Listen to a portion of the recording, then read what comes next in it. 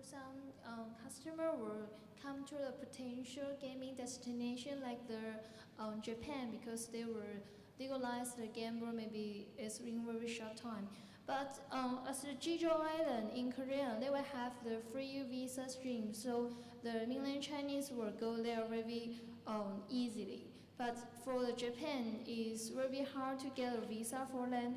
So do you think the PRC people will still go to Tokyo to have the gambling if they have casino?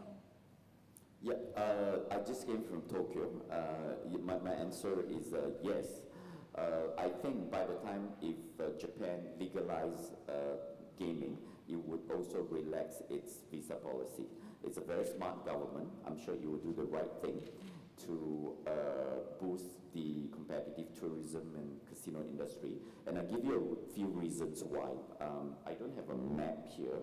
If you look at the map, we believe the resistance to travel on a regular basis of any VIP gamblers is the flying time of not more than 3 hours. They may go every weekend if it's a flying time of less than 3 hours. And if you draw a radius of that distance around Tokyo, that covers a lot of northeastern as well as northern Chinese cities. So it's more convenient for them to fly to Tokyo than to come to Macau, actually. And Tokyo also offers a very wonderful experience in terms of dining. I think Japanese food is definitely an attraction, and also the culture. So I actually think Osaka and Tokyo would be very, very attractive to northern Chinese gambler in particular.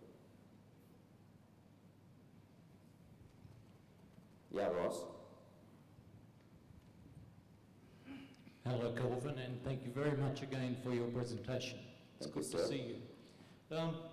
Kelvin, 10 years ago I saw you make a presentation and you talked, it was in Singapore, and you gave us a lot of statistics, and what I didn't ask you then and I want to ask you now is that best case, worst case or expected case, in particular about the affluence levels in China.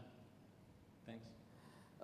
Based on my presentation, it is actually the most realistic case, if I may, because these are all charts borrowed from CLSA or Goldman Sachs or well-established investment banks, and this is basically our view, our analysis on. I think it's very realistic. It's actually not a best or worst, but a very realistic approach. Yeah. Yes, sir. Acknowledging all of the very positive economic statistics that you presented earlier about the current and future growth for China economy. Yeah.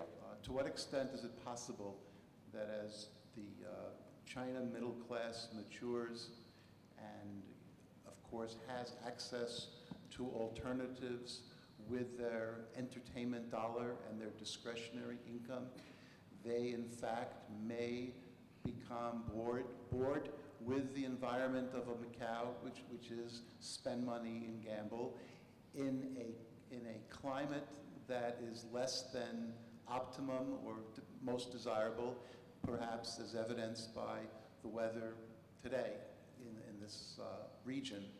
People with money seeking sun, fun, entertainment, spending other than at the tables.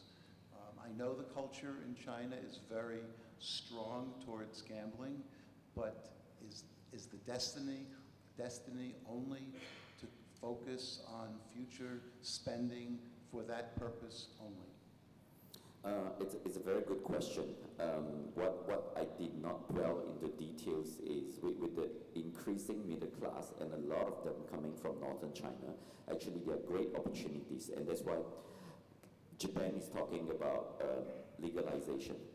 Korea is talking about allowing more casino license, and so is Vladivostok. That's why one of our associated companies is in Vladivostok.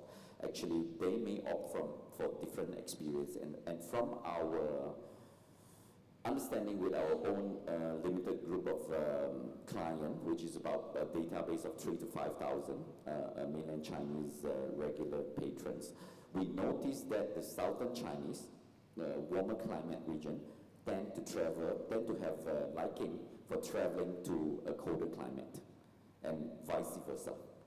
The people from the cold region likes to go to sunshine and beaches in the Philippines and so on.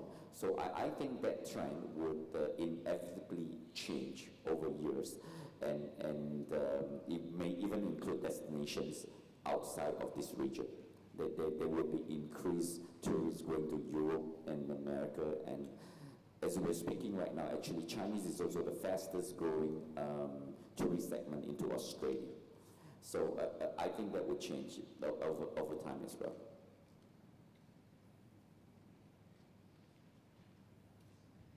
Hi, looking at your numbers for the middle class growth and the upper middle class growth, I just wonder how that fits with what's in Macau now in terms of luxury shopping and in terms of ever increasing table limits. I mean, even somebody earning, my quick and dirty calculation says somebody earning about $30,000 US a year, to be able to sit down and bet $50 a hand on a table and to be able to spend $3,000 or $4,000 in a luxury shop, for me, does not compute.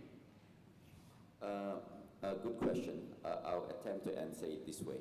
I think the quick and easy way to look at this is the growth in Macau is definitely mass.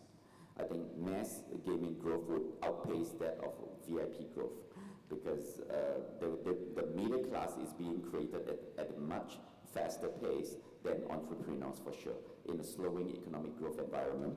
And if you go to COD, I'm sorry to say that $50 US can get you a seat in our casino over the weekend. Our minimum bet is at 500 Hong Kong. So the 30,000 US ballpark figure would bring Macau more mass gamblers with these